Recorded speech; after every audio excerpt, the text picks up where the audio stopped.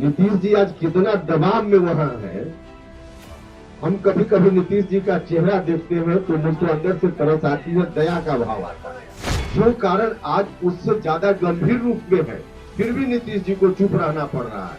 भ्रष्टाचार का इशू उस वक्त 2017 में नीतीश जी ने क्या कहा था? नीतीश जी चुप है, चुप ही नहीं है, उनको विवश होकर यहाँ तक बोलना पड़ रहा है कि बेचारे लालू जी को फंसाया जा रहा है। नीतीश जी अंदर से यह बात अब किस मजबूरी में बोल रहे हैं? जनता दल यूनाइटेड को समाप्त होने से दुनिया की कोई ताकत नहीं बचा सकती है, क्योंकि नीतीश कुमार जी ने खुद ही ऐसा निर्णय लिया कि उस पार्टी के किसी कार्यकर्ता को भी यह स्वीकार नहीं है कि उस रास्ते पे पार्टी जाए। तो इसलिए आज की तारीख में समाप्ति के कगार पर जनता दल यूनाइटेड है।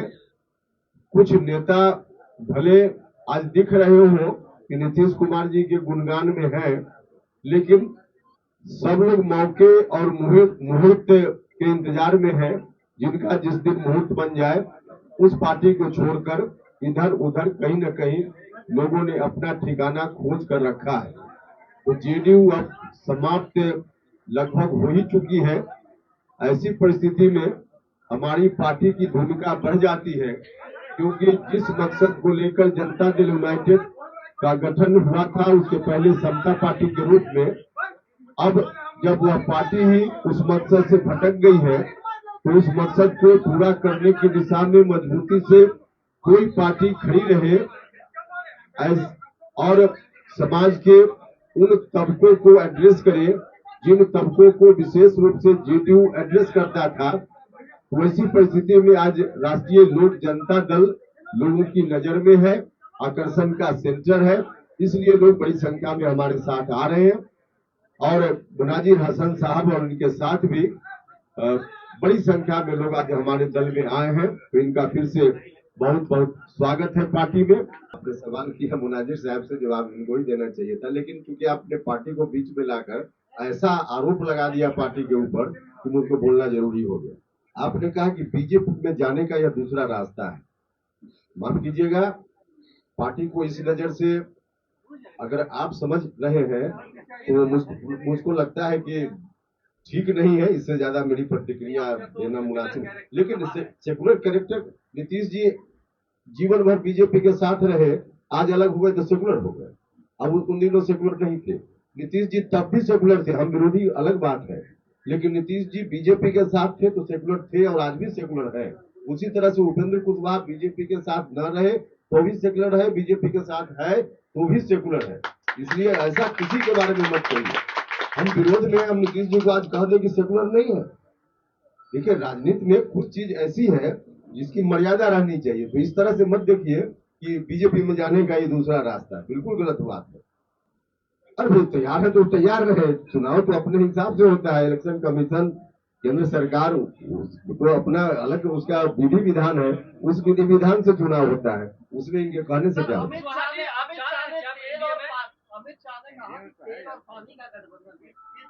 परफेक्शन IAS, UPSE और BPSC फाउंडेशन क्लासेस के लिए समर्पित संस्थान। यहाँ आपको UPSE selected and interview appeared faculties द्वारा गाइड किया जाता है। Separate batches for Hindi and English medium. 65वीं और 64वीं BPSC एग्जाम में 69 और 107 रिजल्ट्स एवं 66वीं BPSC एग्जाम में 131 रिजल्ट्स हासिल किया है। देखिए, बिल्कुल ठीक कहा है अमित शाह जी। नीतीश जी आज कितना दबाव में वहां है। हम कभी कभी नीतीश जी का चेहरा देखते हैं तो मुझको अंदर से तरस आती है, दया का भाव आता है। नीतीश जी वहां सहज भाव से कभी रह ही नहीं सकते। वैसे लोगों के साथ नीतीश जी सहज भाव से कैसे रह सकते हैं, जिनके खिलाफ नीतीश जी ने पूरा जीवन अपना लगाया, और एक बार नहीं कई बार। और एक बार तो ऐसी स्थिति बनी कि उनके साथ गठबंधन में रहते हुए ठीक उन्हीं कारणों की चर्चा करके नीतीश जी बाहर हुए उनसे, जो कारण आज उससे ज्यादा गंभीर रूप में है, फिर भी नीतीश जी को चुप रहना पड़ रहा है। भ्रष्टाचार का इशू उस वक्त 2017 में नीतीश जी ने क्या कहा था? आरोप जब लगा तेजस्वी यादव के ऊपर तो कहा कि पब्लिक डोमेन में जाकर तेजस्वी यादव बताएं कि क्या कहना है उनका, क्या सफाई देनी है। नहीं सफाई आई तो गठबंधन तोड़ लिया।